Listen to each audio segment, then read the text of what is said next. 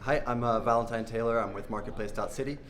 We help local governments source, evaluate, and procure technology and services. So we worked with Dallas County and the NTXIA to set up today.